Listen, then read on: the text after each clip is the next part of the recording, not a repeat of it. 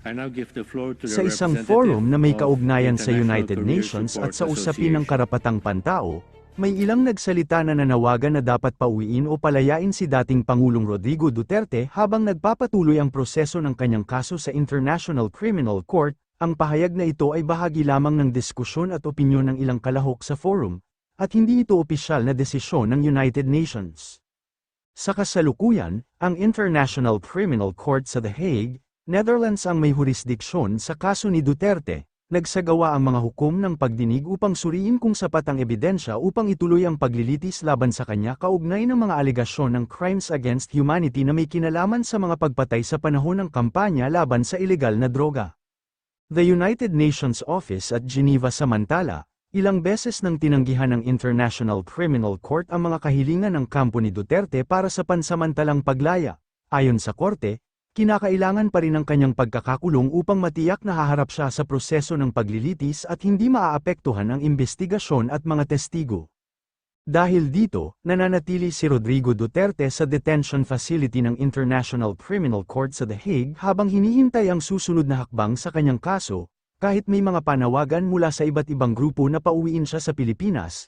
Ang huling desisyon tungkol sa kanyang kalayaan o paglipat ng kustodiya ay nasa kamay pa rin ng International Criminal Court. Thank you, Mr. President. I stand here to denounce a grave injustice. Rodrigo Duterte, 80 years old, former president of the Philippines, who bravely fought illegal drugs to protect millions, has been unlawfully removed from the homeland and held in a prolonged pretrial detention by the ICC in The Hague. This is a political persecution and not justice. The current administration extradited him without due process, bypassing Philippine courts and violating national sovereignty. He was extradited without any due process.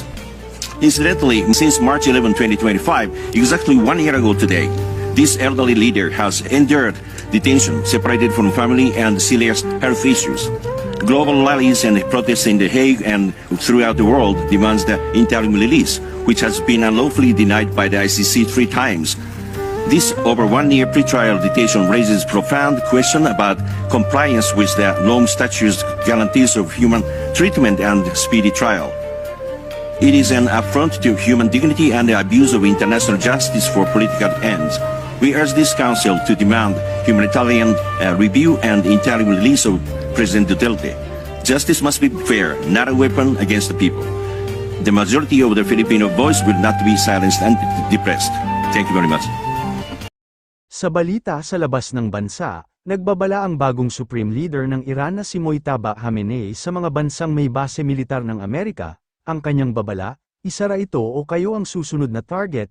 Samantala, nanindigan naman si Prime Minister Benjamin Netanyahu na dudurugin ng Israel ang bagong pamunuan ng Tehran, at sa Estados Unidos naman, may pahayag si President Donald Trump. Ukol sa itinuturing na ang FBI na targeted attack laban ng isang Jewish community sa Michigan.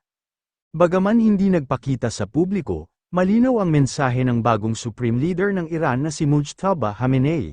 Narinig ng buong Iran ang tinig ng bagong guardian jurist, hindi sa personal kung hindi sa pamamagitan ng isang emosyonal na pahayag na binasa ng state-run television ng bansa.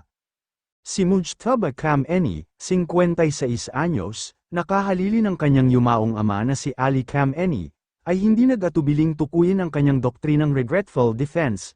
Anya, sinadya ng Estados Unidos ang pangbaboba sa isang paaralan para sa mga batang babae sa Iran, senyales na hindi pa tapos ang kanyang bansa sa paghahanap ng paghihiganti. Ayon kay Mojtaba, ninais ng Iran na maging kaibigan ng kanyang 15 kalapit na bansa. Ngayon, malinaw ang mensahe ng bagong Supreme Leader, anumang bansang may base militar ng Amerika ay maituturing na target. Sinabi niya na ang mga nakaraang pag-atake ng Iran sa mga base sa Rihayan ay simula pa lamang ng kampanya upang pilitin ang Estados Unidos na lumaya sa Middle East, pero ang pinakamainit na bahagi ng kanyang bahayag ay tungkol sa nasabing paaralan sa Minab. Ayon sa mga ulat, inamin na ng Pentagon ng Estados Unidos ang pag-atake na pumatay sa 170 mga bata at guro sa Shaharet Tayyebe School, na sinasabing resulta ng maling impormasyon sa kanilang sistema, ngunit hindi tinanggap ni Khamenei ang paliwanag.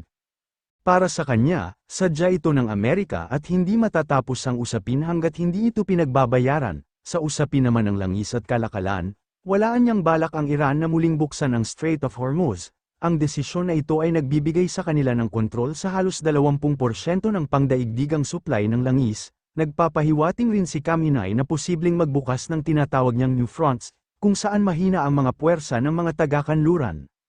Isang babala ng mas malawak na labanan, halos na sa ikatlong linggo na ang Operation Roaring Lion ng US at Israel laban sa Iran at ang mensahe ng bagong pamunuan ng Tehran ay babala ng mas malawakang gera. Sa Jerusalem, matindi ang naging banta ni Prime Minister Benjamin Netanyahu ukol sa Operation Roaring Lion.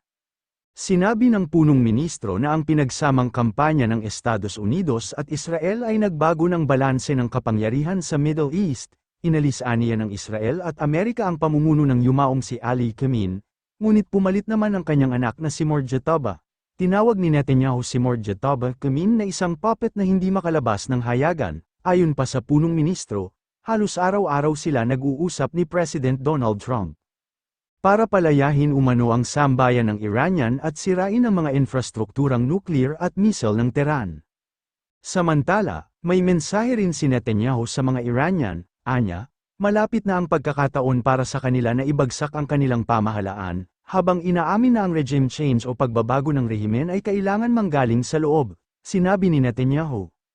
Nanililikha ng Israel ang tamang kondisyon para dito sa pamamagitan ng pag-atake nila sa Iranian Revolutionary Guards at sa besieged paramilitary forces. Para naman sa Lebanon, inakusahan ni Netanyahu ang bansa na hindi tumutupad sa pangako dahil hanggang ngayon, hindi pa rin ito dinidisarma ang Hezbollah. Babala ng punong ministro, kung hindi gagalaw ang Lebanese military, ay mapipilitan ng Israel na gumawa ng sarili nitong hakbang.